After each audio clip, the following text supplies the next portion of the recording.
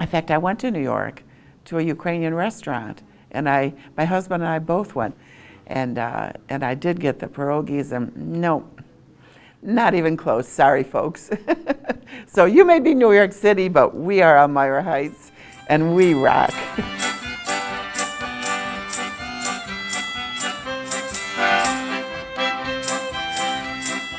Hello, my name is Maria Dojitsky-Lamerl.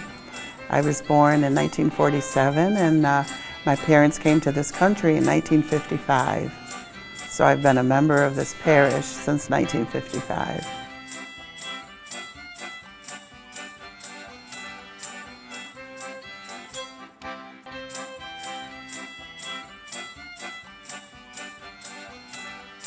And of course, church was instrumental because that's where your people were.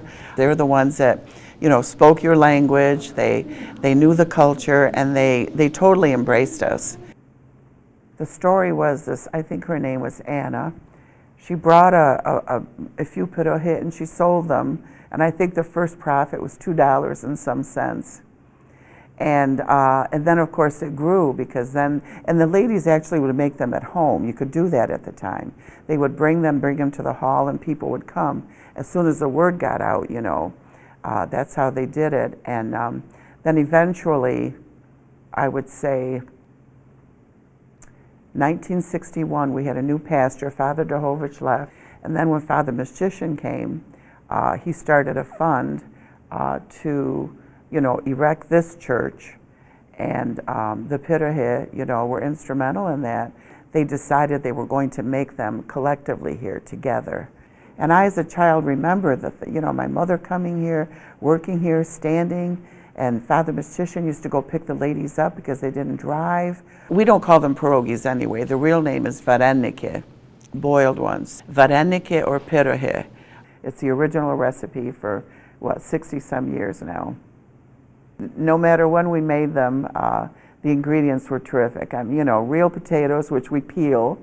If we're going to make them on Thursday, we peel on the day before, on Wednesday, and we keep them in cold water in the chiller until Thursday. We still do our onions, and we cook them in butter, and we bake them, you know, so they're caramelized, because you can't have them, they can't be crunchy. I mean, that's the instructions we were left.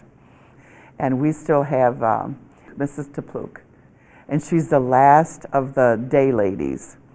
She's 94. She's the one that makes the dough. We have a dough maker, but she's the one that knows the ingredients, and she knows when it's time to take the dough out.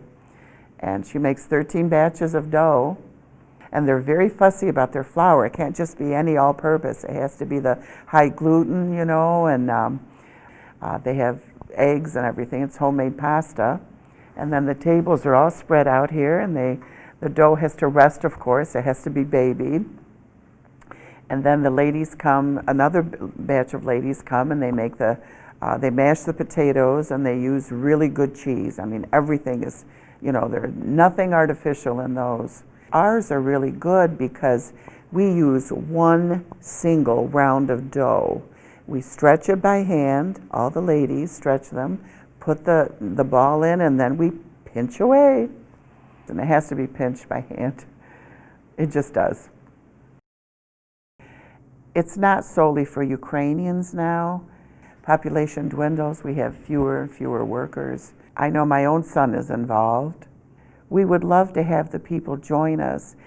And those of us that have stayed here, we're not about to give it up. Those pierogies have paid for all of this. They paid for the hall, they paid for the church, and they paid for much more. Because in essence, the public has helped us. Because when they come and support us, then they support the church.